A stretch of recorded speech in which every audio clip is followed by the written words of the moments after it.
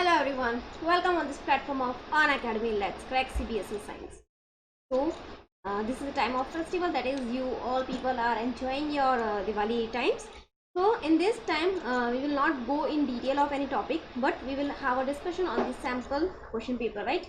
That was all your own demand कि ma'am थोड़ा बहुत sample question paper डिस्कस करवा दीजिए, तो उसी के ऊपर हम हमारा डिस्कशन स्टार्ट कर रहे हैं. So, my dear students, before we start, first of all, I would like to give my introduction that I am Divya Gupta. I have done MSc in microbiology. I have around 3 years of teaching experience and I am completely passionate about teaching. This is what about my introduction. तो before we start, पहले हम अन academy के कुछ subscription features के ऊपर देख लेते हैं कि अन अकेडमी के ऊपर you will find 2 different types of subscription feature. First is the plus subscription and other is the iconic subscription, right. तो अन अकेडमी पे दोनों अलग अलग सब्सक्रिप्शन प्लेटफॉर्म्स हैं, बट उन दोनों के ऊपर पढ़ाई एक जैसी हो रही है. There is no difference in the what you are getting learn. Okay, बस उनके फीचर्स डिफरेंट है and the outcomes are different. बात करते हैं सबसे पहले प्लस के सब्सक्रिप्शन की फीचर की. That in the plus subscription, first of all you are learning at your comfort zone, right. तो right now also you are at your comfort zone, the place where you are, वहीं पे बैठ के आप अपनी पढ़ाई कर रहे हो. Then you are having unlimited access to all the courses because the courses are available from class 6 to 12 and all competitive exams, that is more than 30 competitive exams ke you are going to find the courses over here. Okay, so you can see that An Academy is having the wide range of platform on which you can explore yourself and you can reach up to your goals. Okay, then you are being prepared with the top educators of the India, all the expertise, all the top educators, you are going to find all of them on this single platform. Then complete coverage of syllabus will be done, regular doubt solving sessions will be there for you, live test series will be there. So we people also conduct the test series for you, but then also if you want to give your own test, that also you can give. I will let you know how it is. Then study planner will be provided to study material will be provided to you in the form of PDF. तो वो आप अन academy की application पे आप हमें मिल जाइए वहाँ पे and you can download over there. Okay, answer writing sessions will be there and mentorship and guidance will also be provided to you. So this are the features of the plus subscription. ठीक है, तो बात करते हैं iconic के subscription की features की. तो आइकॉनिक के सब्सक्रिप्शन के अंदर first of all you are getting all the benefits of the plus. Plus के अभी हमने जितने बेनिफिट्स देखे वो तो आपको मिल ही गए. Additionally what are the other benefits that you are going to get? They are first of all personal mentor. It means you can have direct 1-to-1 interaction with us. आप डायरेक्ट हम educators के contact में आ सकते हो and you can clear all your doubts and the queries. Then live doubt solving sessions will be there. Weekly report, as per my opinion I would say that weekly report जो है वो बहुत ही great feature that have been added on this platform, because weekly report will help you out to analyze your performance. You can come to know that whether your performance is getting increased or whether it is getting decreased, because by the time when your exams will come, you will be completely ready with your whole preparations. Then your parents can also get connected to us, because your parents are also concerned about your studies. Also nahi, actually they are concerned about your studies, so it is their right to ask the doubts and the queries about their child. Okay, so in this iconic subscription they can also get connected to us. Study planner will be provided to you. Monthly wise आप लोगों को study planner मिल जाएगा, and this monthly study planner will help you to out that how much you have to prepare in this particular month. Okay, so जब तक आपके exams आएंगे तब तक you will be completely ready with your whole syllabus, isn't it? Okay, so these are the great features of the iconic subscription, right? तो batches already है. जो बच्चे हमारे प्लस के आइकॉनिक के सब्सक्रिप्शन जिन्होंने ले रखा है, they all know that they are knowing all this great expertise and they are learning with expertise, right. So this are the batches and batches already है हमारे. जैसे आप देख सकते हो क्लास 11 की batches, class 12 complete syllabus, class 11 NCERT, class 12 NCERT, batches for science, commerce, humanities and the test series जैसे मैं आपको बता रही थी कि you can also give your own test. ठीक है, तो first what you have to do to give your own test is that log in your account पे लॉग इन करने के बाद you can select the course, that is CBSE class 11th or 12th or any other course, right. And on the left hand side you will see the test series, right. तो test series में जाओगे तो you will have many options on which the free tests are available. Okay, find your topic on which you want to give the test and get ready to give the test. You can analyze your performance. वहाँ पे आपको अपना score भी मिल जाएगा, that how much you have scored or not. Okay, so this is what about the test series. Then the creative corner, another most important thing that have been added on this platform is this creative corner. Okay, this creative corner will help you to learn about more skills, and if you are having these skills, so it will help you to elaborate about this skill. Okay, so the things we are going to learn in this creative corner, they are the Vedic maths, journaling, public speaking, origami, magic tricks, poetry, storytelling, robotics, pneumatics and the debating. So you can see that including your studies आप अपने पढ़ाई के साथ साथ कितनी अलग अलग चीज़ें भी सीख सकते हो, and you will have a platform on which you can explore yourself. ठीक है, and they will also guide you if you want to go ahead with all these creative things in your future. So they are also the expertise are also going to guide you that how you can reach up to your goal. Okay, so this is what the creative corner that have been added on this platform. So if you are willing to have the plus subscription, select the plus. Iconic का लेना है तो you have to select on the iconic. ठीक है, so subscription की अगर हम बात करें तो you can see that already the charges are so reasonable. ठीक है, जैसे हम क्लास 12 की आपकी बात करते हैं कि that still you are having 6 months of time for your preparation, है ना. तो 6 months में आप देखते हो कि it is costing only ₹9,000, but उसमें भी आपको 10% डिस्काउंट मिल जाएगा. But for that 10% discount you have to use this referral code that is DG007.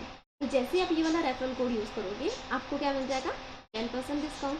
And मतलब 9,000 में से भी अगर 10% हम माइनस कर देंगे तो यू हैव टू पे only 8,100 for the coming 6 months. And only in this 8,100 you are going to learn physics, chemistry, maths, biology, computer. At least 5 subjects तो आप पढ़ ही रहे हो, मतलब 1,500 रुपीज़ भी पर मंथ नहीं हुआ, and you are learning at your comfort zone with all the subject on the single platform. So my dear students, don't miss a chance in this Diwali vacation. Give yourself a gift and give Unacademy a gift that you are taking the subscription of Unacademy by using this referral code that is DG007 on having a 10% discount. Okay, आपको ये referral code use कहाँ करना है, आप जैसे subscription वाले page पे आओगे यू विल सी नीचे की तरफ a gift send is there. Okay, इसके बाजू में आपको टाइप करना है DG007. तो जैसे आप ये टाइप करोगे you will see there is a 10% deduction in every amount, and then you have to click on the proceed to pay. This is how you have to take the subscription of Unacademy. ये plus का था, iconic आप देख सकते हो. ठीक है, तो whatever you think, I will not force you that have the plus subscription or have the iconic subscription. Discuss with your parents, because at the end your parents only has to pay. Okay, and have the subscription today itself by using the code that is DG007. Okay, so that is what about. Okay, चलो आज का हमारा lecture start करते हैं. That is sample paper discussion. ये कोई year का paper नहीं है, this is just a sample paper discussion for a practice purpose, right. So here comes the question number 1 section first. Section first मतलब the questions are of 1 mark. ठीक है, section first में या section A में questions will be of 1 mark. ठीक है, question number 1 देखते हैं. How many chromosomes are in a gamete of an organism that has 46 chromosome in the cell. Cell के अंदर कितने क्रोमोसोम दिए हुए हैं, 46. पूछे किसके बारे में है, गैमेट के बारे में. अब हमें इतना पता है कि gamete is always a haploid. ठीक है, गैमेट हमेशा हैप्लॉइड होता है, तो 46 का हाफ करेंगे तो कितना हो जाएगा, 23. सो in the gamete it will be having only 23 chromosomes because it is asked for the gamete. अगर यहाँ पे गैमेट की जगह कोई और सेल पूछा जाता है लाइक सोमैटिक सेल और लंग सेल, कोई भी पर्टिकुलर टाइप का सेल भी दे देते तो वहाँ पे 46 ही आता. बट पर्टिकुलरली यहाँ पे गैमेट वर्ड लिखा हुआ है तो गैमेट में only the chromosome number is half, that is 23. Right, clear. Question number 2 देखते हैं. The mechanism to prevent the self pollen from fertilizing the ovule by inhibiting pollen germination or pollen tube growth on the pistil. What is the mechanism? तो क्या होता है इसमें, इसमें self pollen को it will just wait a second. The plant will inhibit to get pollinated with the self pollen. Plant क्या करेगा, वो खुद के ही टाइप के pollen को जर्मिनेट नहीं होने देगा. तो उस टाइप के प्रोसेस को, उस मैकेनिज्म को हम क्या बोलते हैं, we call it as self incompatibility. Clear. Question number 3, what is amniocentesis. Amniocentesis क्या होता है, it is a test of a foetus. ठीक है, when the foetus is still in the mother's womb. ठीक है, अगर उस टाइम पे किसी भी टाइप का टेस्टिंग करना है to know about any genetical disorder और actually to know about the sex determination, that is actually a right now it is a very big I can say अपराध है as per the norms of the Constitution of India. So we cannot, the couple cannot have the just to know about the sex of the developing fetus. Okay, so this amino sentences, it is a in which what is done, chromosomal pattern of amniotic fluid, because this amniotic fluid जो होता है ना वो foetus के आसपास होता है, ठीक है। तो इस फीटस के आसपास वाला जो फ्लूइड होगा उसके अंदर फीटल सेल्स भी होंगे, राइट। तो उसके अंदर से they can come to know that is there any sex determination, they can come to know about sex determination, या तो फिर they can also come to know about any sex linked disease. Okay, question number 4, what is pedigree analysis? It is a study of family history about inheritance of particular trait, ठीक है। तो जब हमें किसी भी बीमारी या किसी भी चीज़ के बारे में जब हमें स्टडी करनी पड़ती है, ठीक है, तो हम क्या करते हैं, पूरा का पूरा फैमिली हिस्ट्री या पूरी की पूरी फैमिली ट्री जब तक हमें पता चले तब तक हम पूरा का पूरा उसके जनरेशन टू जनरेशन स्टडी करते हैं कि वो बीमारी कब से चलती हुई आ रही है। That is what the pedigree analyse. Clear? Question number 5, give the name of enzymes used for DNA replication, that is from make the DNA from DNA. The enzymes used are DNA ligase, और you can write ligase also, यहाँ पर ligate लिखा हुआ, ligase भी लिख सकते हो, DNA helicase and DNA polymerase. Okay, these are the three main enzymes which are playing a very important role. ठीक है, ligase क्या करता है, ज्वाइंट करने का काम, helicase क्या करता है, सेपरेट आउट करने का काम, और DNA polymerase क्या करेगा, उसका polymerization करेगा। क्लियर? तो 1 mark questions are quite easy, isn't it? देखते हैं दूसरे क्वेश्चन 1 मार्क के। सैम्पल क्वेश्चन पेपर है इसलिए इसके अंदर क्वेश्चन नंबर फिक्स नहीं है, as many as question they have put. Okay, question number 6, on examining a patient he had a mass of proliferating cells damaging the neighboring tissue also. Okay, the doctor explained the disease to the patient, name the disease and its property. तो क्या बोला है, patient के अंदर कोई proliferating cell mass पाया गया और उसके साथ ये भी पाया गया कि वो आसपास के सेल्स को भी डैमेज कर रहा है। तो वो टाइप का क्या होगा, it is the tumour, that is a cancer. कौन से टाइप का, malignant type. Okay, and it is this property जिसके अंदर वो आसपास के सेल्स को भी डैमेज करते हैं, उस प्रॉपर्टी को हम क्या बोलते हैं, metastasis. Here question number 7, traditional hybridization procedure used in plants and animal breeding very often leads to inclusion and multiplication of undesirable gene along with the desirable one. तो जब भी हम हाइब्रिडाइजेशन वाली टेक्निक करते हैं, ठीक है, चाहे वो हम क्रॉस हाइब्रिडाइजिंग कर रहे हो या इंटरब्रीडिंग कर रहे हो, कुछ भी कर रहे हो, तो उसके साथ काफ़ी बार क्या होता है, there is a multiplication of undesirable and desirable gene. Desirable कौन सा होता है, जो हमें चाहिए जीन, ठीक है, the characteristic which you are looking for, और अनडिजायरेबल कौन सा होगा, which you don't want. But जब आप हाइब्रिडाइजेशन वाली टेक्निक फॉलो करते हो तो उसके अंदर ज़रूरी नहीं है कि हर चीज़ आपके ही मुताबिक चलेगी, वही जीन रेप्लिकेट होगा जो आप चाहोगे, ठीक है, बिकॉज उसके अंदर पूरी की पूरी चेन का रेप्लिकेशन होता है। So there is a multiplication of undesirable genes also. What are the steps involve in genetic engineering to overcome this limitation? तो इस प्रोसेस को हम पहले क्या बोलते हैं, जीन क्लोनिंग, बिकॉज हम यहाँ पे क्या करते हैं, एक टाइप के जीन को हम दूसरे टाइप के जीन के साथ यहाँ पे मर्ज कर देते हैं, that is what the gene cloning. अगर हमें ये लिमिटेशन से बाहर निकलना है तो what we will use gene transfer. Gene transfer में हम क्या करेंगे, जीन क्लोनिंग के बाद जो हमारा काम का जीन होगा उसको हम वापस उसमें से एक्सट्रैक्ट करेंगे and we will again pass it to the another organism from where we can have less number of undesirable genes. Clear? Then comes the question number 8. What are the advantages of molecular diagnosis techniques? तो molecular diagnosis हम technique use करते हैं, advantages हमें लिखना है। Accurate disease can be detected at very early stage, because काफ़ी बार ऐसा होता है कि the fetus which is developing in the mother's womb, उसके अंदर कोई ना कोई डिजीज़ हो गई, ठीक है, सब केसेस में ऐसा नहीं होता बट काफ़ी बार ऐसा हो जाता है कि जेनेटिकल कोई डिजीज़ आ गई या कुछ भी मदर को कुछ हार्म हो गया, उसकी वजह से उसका असर उसके डेवलपिंग बेबी पे आ गया। Okay, so that can be diagnostic detected, okay, and can be diagnostic even if the number of pathogens is very low. ठीक है, अगर नंबर ऑफ पैथोजेंस बहुत कम है तो या फिर कुछ भी डिजीज वगैरह है तो वो भी हम पहचान सकते हैं। Clear? Now comes the section 2। In this the questions will be of 2 mark each. Clear? चलो क्वेश्चन नंबर 9 देखते हैं। When do implantation occur? Implantation कब होता है? फर्टिलाइजेशन के बाद। फर्टिलाइजेशन जनरली कब होता है? On the 14th day. Suppose ovulation हुआ तो फर्टिलाइजेशन हो सकता है 14th डे पे हो जाए या 15th पे हो जाए या 16th पे। तो फर्टिलाइजेशन कभी भी हो जाए, ठीक है, नो प्रॉब्लम, 14, 15, 16 कोई भी डे पे हो जाए। But implantation means what, when the embryo get attach to the uterus of the mother. ठीक है, जो डेवलपिंग एम्ब्रियो है वो अपनी मदर की यूट्रस से जब जाके अटैच हो जाएगा, उस प्रोसीजर को हम क्या बोलते हैं, इम्प्लांटेशन। और वो जनरली कब होता है, आफ्टर अराउंड 5 to 8 days, मतलब 5 से 8 दिन, या और I can say 1 week of time. Around 1 week के बाद क्या होता है, उसका इम्प्लांटेशन हो जाता है in the endometrium, if you will say very precisely, और I can say in the uterus of the mother. Clear? Question number 10, what do you understand by term mutation? Mutation क्या होता है, when there is a sudden change in the genomic sequence of a DNA। ठीक है, जो DNA की पूरी sequence होती है उसके अंदर अगर कहीं ना कहीं कुछ भी चेंजेस आ जाए, for any of the reason, the reason can be any XYZ, ठीक है, उस चीज़ को हम क्या बोलते हैं, mutation.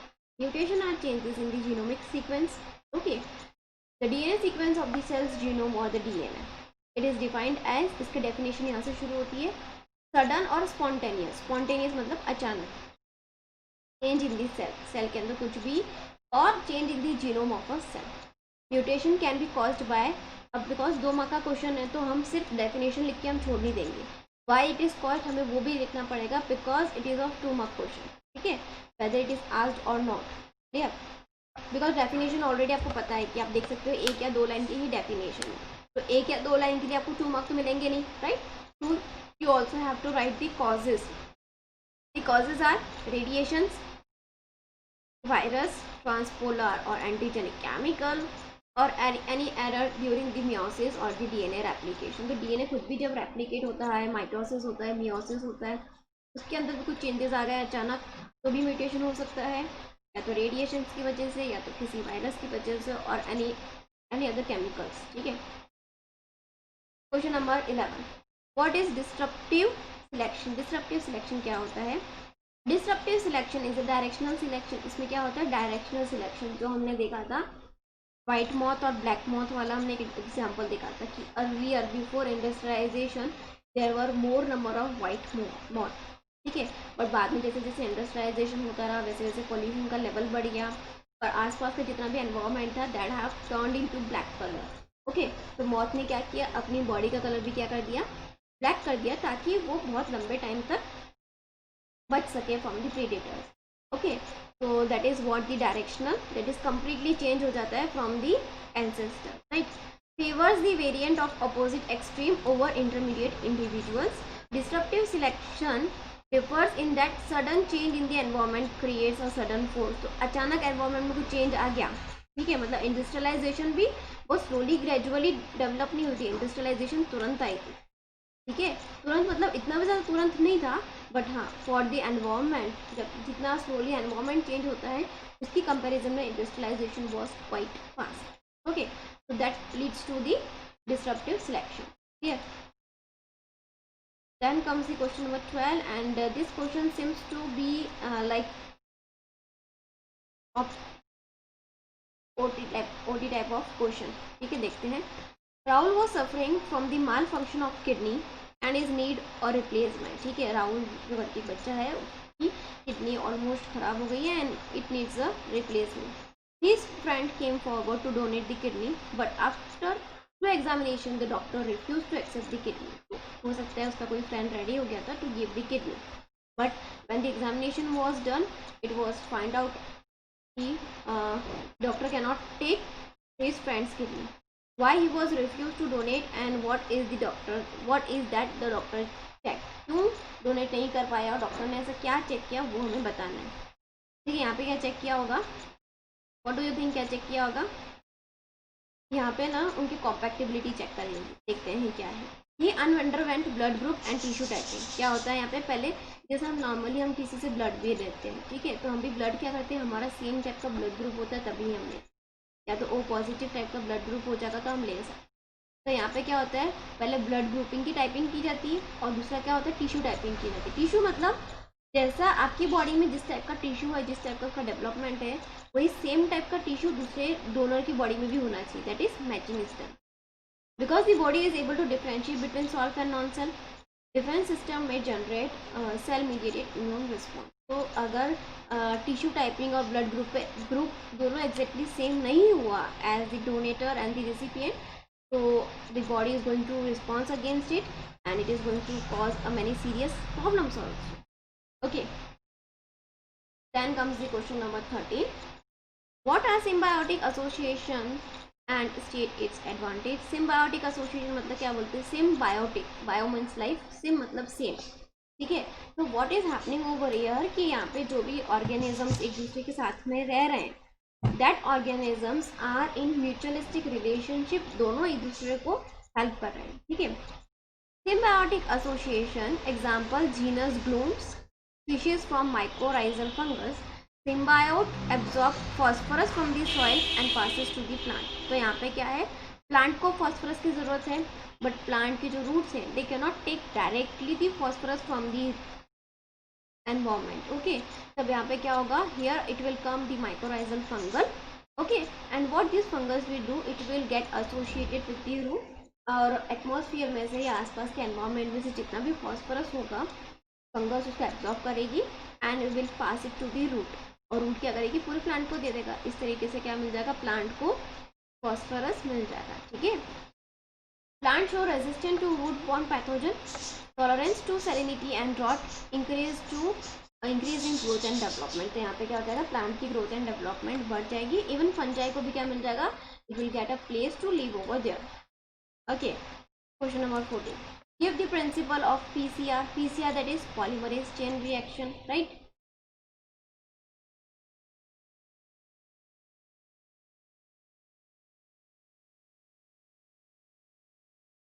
Fine. PCR reaction is a DNA synthesis reaction that depends on the extension of primer annealed to opposite strand of double-stranded DNA that is denatured at temperature near the boiling. ठीक है, इसमें क्या होता है, normally हम DNA strand लेते हैं, उसका डीनेचरिंग कर देते हैं, दैट इज दोनों स्ट्रैंड अलग अलग हो जाते हैं. फिर एनेलिंग वाला प्रोसेस आता है जिसके अंदर हम दोनों स्ट्रैंड्स पे प्राइमर्स लगा देते हैं. फिर आता है एक्सटेंशन, दैट इज उसमें एंजाइम आएगा, and what this enzyme will do, it will extend this chain and it will also extend this chain. इससे क्या हो गया, एक डीएनए से कितने डीएनए बन गए, फर्स्ट एंड सेकंड, 2 डीएनए बन गए, राइट. और फिर उसका चेन बनाई जाती है. By repeating the melting, that is to separate out the DNA strand, annealing to add the primers, and extension मतलब उसके आगे आगे न्यूक्लियोटाइड ऐड करते जाते हैं. Several copies of template DNA और I can see original DNA can be generated. ठीक है, इस तरीके से हम बाकी सारे डीएनए की कॉपीज को जनरेट कर सकते हैं. मतलब एक डीएनए में से हमें बहुत सारे डीएनए मिल सकते हैं without the involvement of any living organism, because this PCR is done in the laboratory in the artificial condition. ठीक है, no doubt, no query. if you are having any doubt or any query, because we also know that we are not live right now, तो आपको जो भी doubts and queries हो, do write in the comment box. ठीक है, so we can see your doubts and the queries in the comment box and we will clear it down. Okay, next comes is the question number 15. In oogamous organism, female gamete is large and non-motile, but the male is very small. Why such type of adjustment is there in the higher organism? ऐसा क्यों पाया गया है higher organism में कि female gamete हमेशा large होगी, non motile होगी, और मेल गैमेट हमेशा स्मॉल एंड मोटाइल होगा. Why is it so? Female gamete is large and non-motile is an adaptation for storing more food which will be required for the future development. क्योंकि female की gamete को क्या करना है, एक तो वो लार्ज है और नॉन मोटाइल है. क्यों, बिकॉज उसकी जो सेल है उसके अंदर बहुत सारा फूड स्टोर्ड है and that food will be required for the future development. The male gamete has to move to reach the counterpart, so it has a machinery for this reaching and delivering the chromosome. It is therefore both the gametes have specialized function themselves. तो जो male gamete है उसकी property क्या है कि it can reach anywhere. ठीक है, if it wants to get fertilize तो वो कहीं पे भी पहुंच सकता है. So that is what the machinery the male gamete have got, while the female gamete is quite large and big in size because it has stored the large amount of food in itself because it is required for the future development. Clear? Chalo. We'll move on to the section number C or section number 3, and this will be of 3 mark questions. 3 mark each questions. Okay. So coming on to the question number 16. Give the scientific term for the process of copying genetic message from one strand to RNA. मतलब from one strand of DNA to RNA. तो हमने शायद आपने पढ़ा हो नहीं पढ़ा हो, I don't know, but DNA का जब हम DNA से जब हम RNA बनाते हैं, ठीक है, तो उसको हम क्या बोलते हैं? Transcription. We call it as a transcription. और जब RNA में से प्रोटीन बनता है, we call it as a translation. उसको हम क्या बोलते हैं? Translation. Only one strand of DNA is used during transcription. Why? Transcription अभी हमने देख लिया. If both these strands are copied, then they would code for mRNA molecule with different sequence. अगर दोनों के दोनों सीक्वेंस को मैं कॉपी करवा दूंगी with the RNA, दोनों की सीक्वेंस चेंज हो जाएगी, है ना, बिकॉज यहाँ पे कॉम्प्लीमेंट्री सीक्वेंस होती है. A के सामने T आता है, C के सामने G आता है, तो यहाँ पे क्या हो जाएगी? सीक्वेंस पूरी चेंज हो जाएगी. Hence different proteins will be formed for the same DNA sequence. एक ही टाइप की DNA सीक्वेंस के लिए अलग अलग प्रोटीन्स बन जाएंगे जिनका कोई काम ही नहीं, यूजलेस थिंग है ना. If two strands of mRNA are produced simultaneously, we would call being complementary to each other. और दूसरा रीज़न क्या है कि अगर दो mRNA बन गए कॉम्प्लीमेंट्री सीक्वेंस के, तो वो क्या बन जाएंगे? वो एक दूसरे से कॉइल अप हो जाएंगे, बिकॉज उनकी कॉम्प्लीमेंट्री सीक्वेंस है आमने सामने, और वो आगे प्रोटीन सिंथेसिस कर ही नहीं पाएंगे, दैट इज ट्रांसलेशन वाला प्रोसेस कर ही नहीं पाएंगे. इसलिए हमेशा क्या होता है? दो डीएनए स्ट्रैंड में से केवल एक ही डीएनए स्ट्रैंड होता है जो पार्टिसिपेशन करता है फॉर द ट्रांसलेशन. उससे क्या बनता है? एमआरएनए. वो एमआरएनए क्या करता है? It comes out of the cell and is useful for the synthesis of protein, that is translation. Clear? This topic is clear, right? Okay, fine. Coming on to the question number 17. State the process of biogas production. Very easy question and one of my favorite question कि biogas किस तरीके से produce होता है. So when I was explaining, ठीक है, जब मैं explain कर रही थी ये वाला chapter, in those days I have told you that this is one of the important question that can be asked in your exam. ठीक है, बायोगैस किस तरीके से बनती है वो भी पूछा जा सकता है, उसका सेटअप किस तरीके से होता है वो भी पूछा जा सकता है. ठीक है, in the any form this question can be asked. So you can say this in this sample paper this has been asked to you. In a concrete tank क्या होता है यहाँ पे? Here we are using a concrete tank which is 10 to 15 metre deep inside this side. The slurry of bio waste और the cow buffalo dung is fed. Ethanogens work on it, that is they carry out the process of we call it as that is fermentation, or I can say anaerobic respiration करते हैं. Floating cover placed above the gas holder, it get rises and this will have the biogas in it. Okay, connecting pipes are then supplied in the form of biogas. इसका जो diagram आप लोगों की text book में दिया हुआ है, ठीक है, kindly go through it.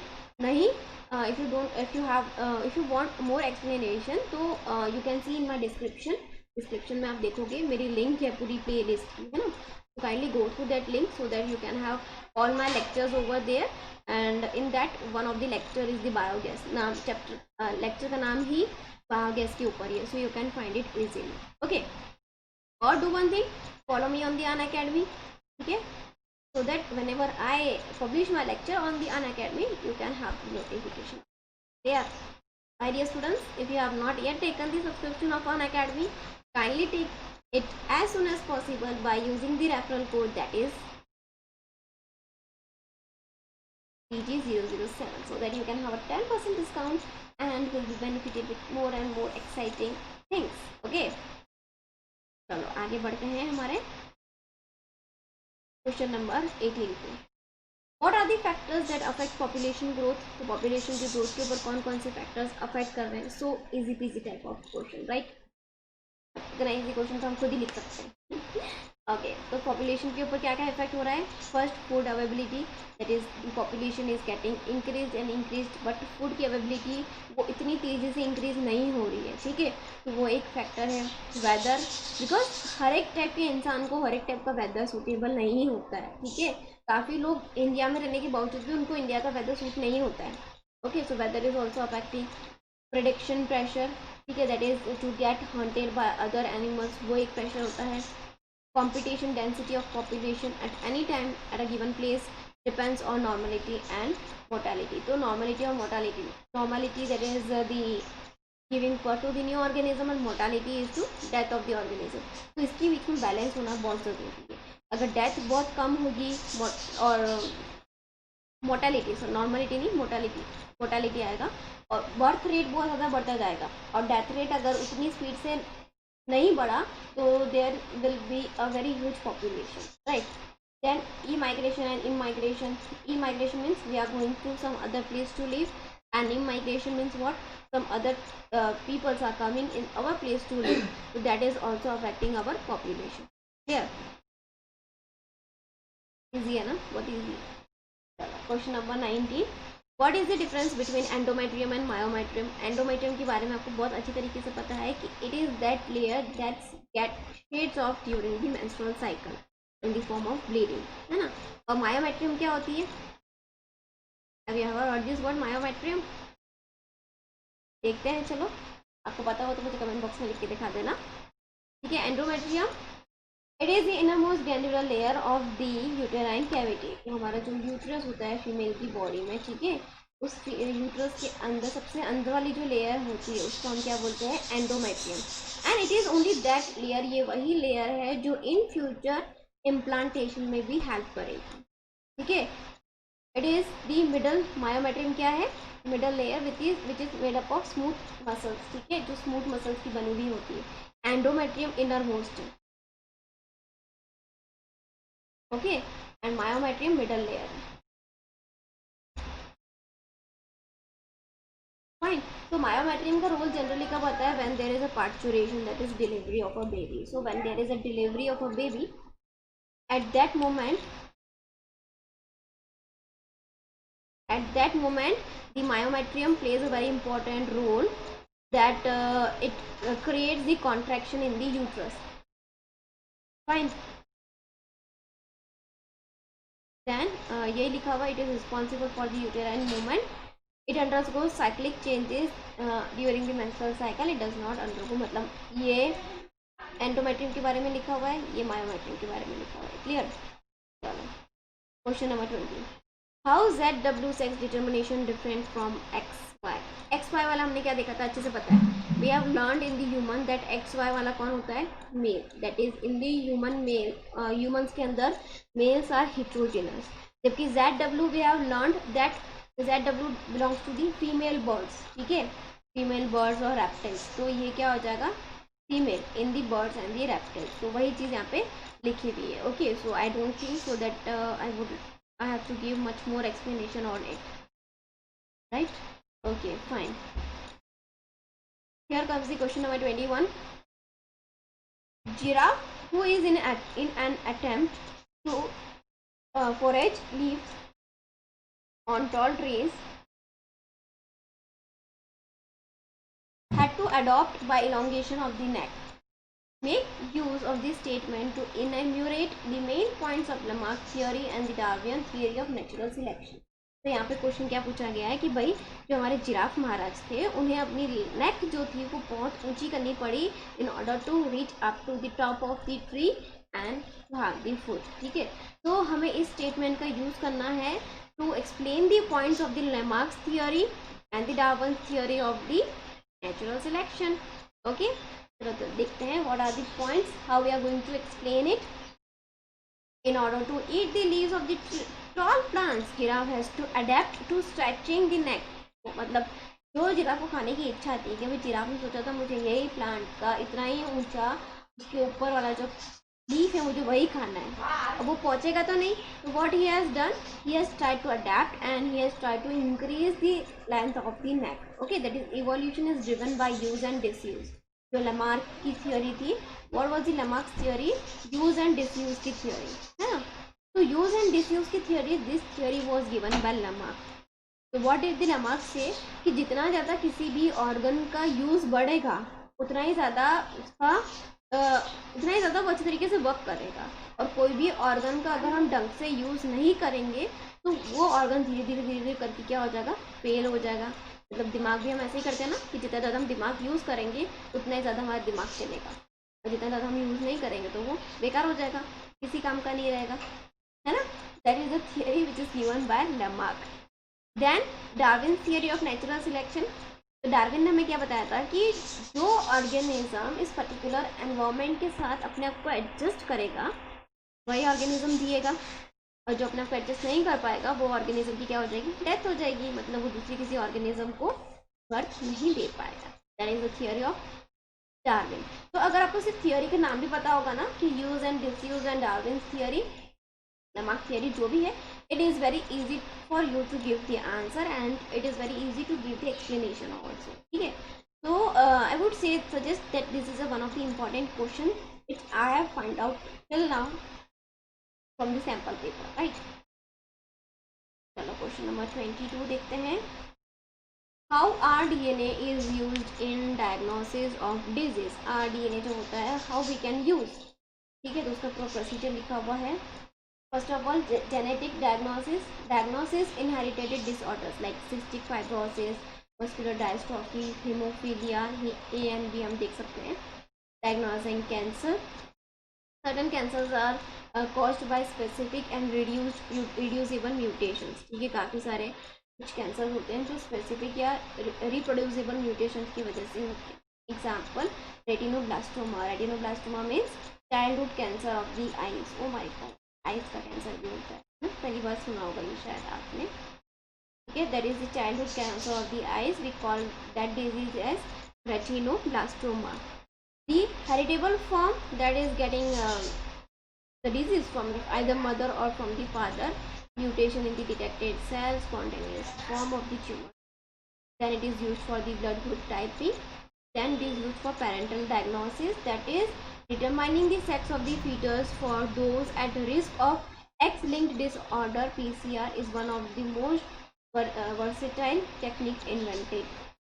Okay, prenatal diagnosis मतलब अगर हमें देखना है, पेरेंटल नहीं है सॉरी, प्रीनेटल है, दैट इज़ अगर हमें देखना है कि भाई मदर के अंदर सपोज आफ्टर द प्रेगनेंसी अगर मदर के अंदर कोई डिजीज़ पाई जाती है, शायद उसको थैलेसीमिया है या कुछ भी टाइप की XYZ डिजीज़ है जो कि सेक्स लिंक डिजीज़ होगी, तो तुरंत की तुरंत उस जो the foetus which is there in the mother's body, उसकी पूरी चेकिंग करी जाएगी कि वेदर उस फीटस को भी ये टाइप की डिजीज़ हुई है या नहीं हुई है। बिकॉज डिजीज वाले फीटस को बर्थ देना या फिर इम्परफेक्ट चाइल्ड को बर्थ देना, it is very difficult for the child to live and also for the parents also. अगर इस टाइप की डिजीज अगर पाई जाती है इन द फेटल कंडीशन, तो doctor always suggest to abort that child, because there are many cases कि भाई वो बच्चा जिए ना जिए, अगर जी भी लेगा तो वो नॉर्मल लाइफ रह पाएगा या नहीं रह पाएगा, उसका बहुत बड़ा क्वेश्चन क्रिएट होता है। ठीक है, डिपेंड करता है डिजीज किस टाइप की, ठीक है। Next comes the question number 23। Since the origin of life on the earth and the evolution, there has been 5 episodes of mass extinction, but the current rate of extinction is 100 to 1000 episodes of mass extinction, but the current state of 100 to 1000 times. What is the main cause of high extinction rate? ऐसा क्यों हुआ कि भाई बहुत ज़्यादा human being की जो population है वो एक्सटेंड होती जा रही है? What is the reason behind it? Human being की नहीं, जितने भी लिविंग ऑर्गेनिजम्स इस धरती पे रह रहे हैं उनका एक्सटेंशन रेट बढ़ क्यों गया है? What is the reason? Let's see about what are the reasons. First reason is habitat loss, because अभी जैसे आप देख सकते हो कि धीरे धीरे डिफॉरेस्टेशन बढ़ता जा रहा है, ठीक है। डिफॉरेस्टेशन बढ़ता जाएगा तो फॉरेस्ट में रहने वाले एनिमल्स कहाँ जाएंगे? हैबिटेट लॉस हो गया उनका, ठीक है। Then over exploitation, that is extinction of Steller sea cow, ठीक है, ओवर एक्सप्लॉइटेशन हो गया। Alien species invasion, Nile perch introduction into Lake Victoria resulted in the extinction of 200 species of child fish. तो काफ़ी बार ऐसा भी हो सकता है कि कोई लेक, कोई रिवर कहीं ना कहीं कोई अलग टाइप का ऑर्गेनिज्म आ गया और वो उस अलग टाइप के ऑर्गेनिज्म ने दूसरे ऑर्गेनिजम्स को पूरी तरीके से ख़त्म कर दिया। ठीक है, ऐसा भी हो सकता है।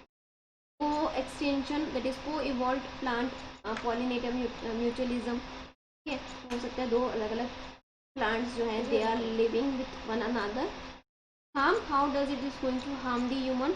Decline in plant production. तो ह्यूमन बींग ने खुद ने डिफॉरेस्टेशन किया था और जब एक्सटेंशन का रेट बढ़ गया so now the human being is thinking कि भाई प्लांट प्रोडक्शन डिक्लाइन हो। नहीं था वो तो, है ना। B, lower resistance that is हर एक चीज़ का, जैसे कोई भी ड्रॉट कंडीशन आती है, कोई भी फ्लड लाइक कंडीशन आती है, उस पहले प्लांट्स जो क्या करते थे वो रेजिस्टेंस क्रिएट कर देते थे, ड्रॉट या फ्लड वगैरह ज़्यादा नहीं आता था, बट अब आप देख रहे हो कि कभी भी आ जाता है।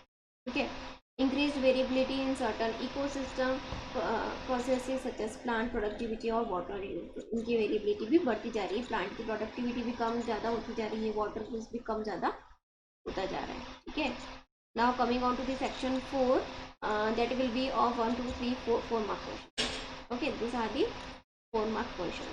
Let's see question number 24। What are the bases to decide on biodiversity conservation? How can we decide about the biodiversity conservation? Biodiversity conservation reasons for the conversion can be grouped into 3 categories. There are 3 different categories for the conversion.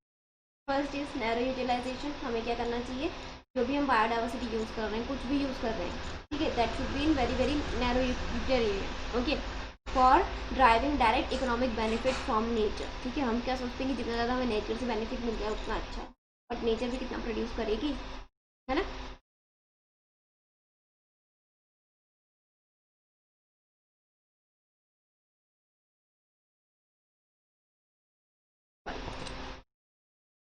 Then comes the B point, that is broad utilitarian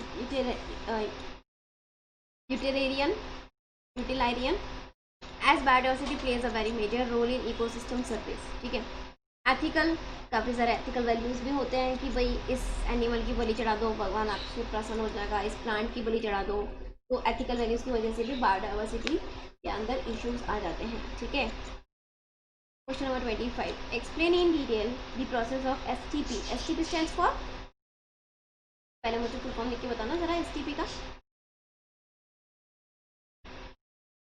let's see how many of you right the full form of STP। तब तक हम बात करते हैं। Treatment is done in 2 stages. 2 stage में treatment होता है।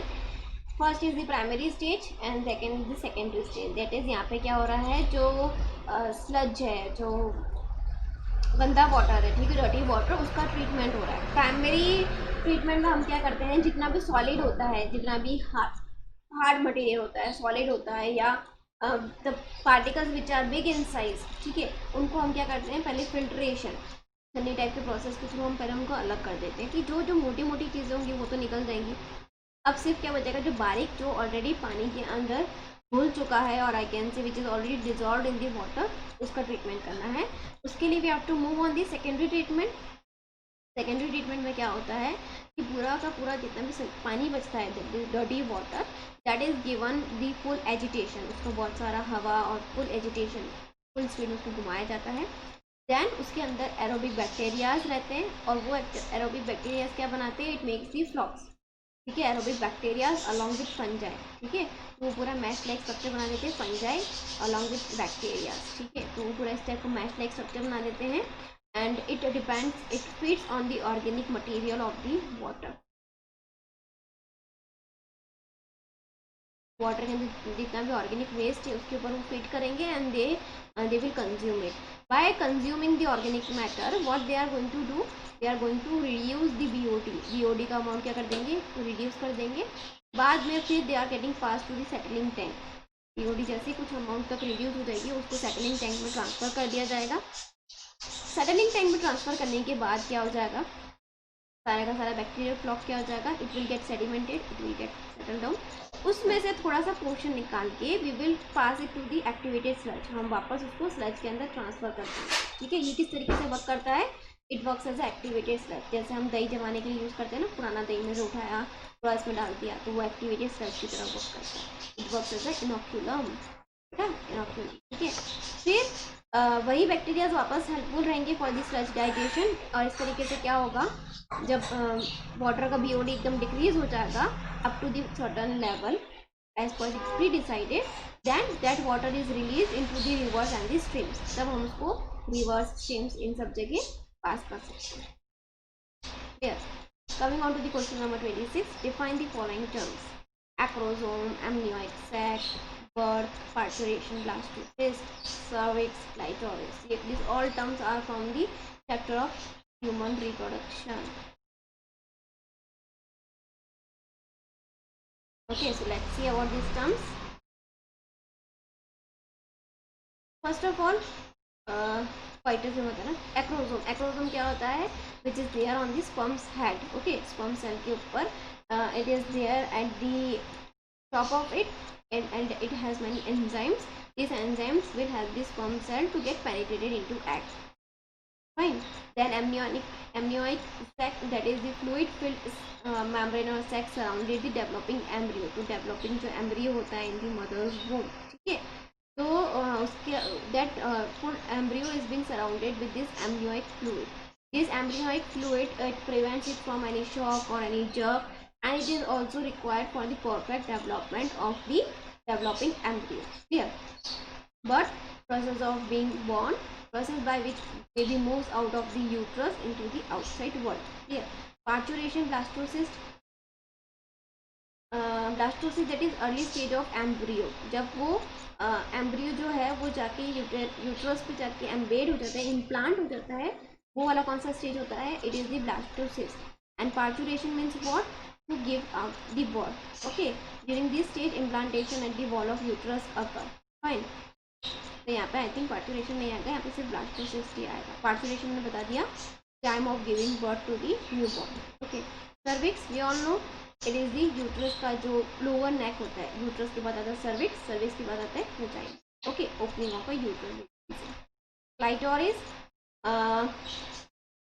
small sensitive organ in front of vagina, or I can say that is the where the labia majora and labia minora they meet one another. उसको हम क्या बोलते हैं, we call it as clitoris. Okay, coitus, synonym of sexual intercourse, or the synonym of copulation, we call it as coitus in the biological language. Okay, so whenever you are writing the biological answers, at that moment you have to use the word coitus.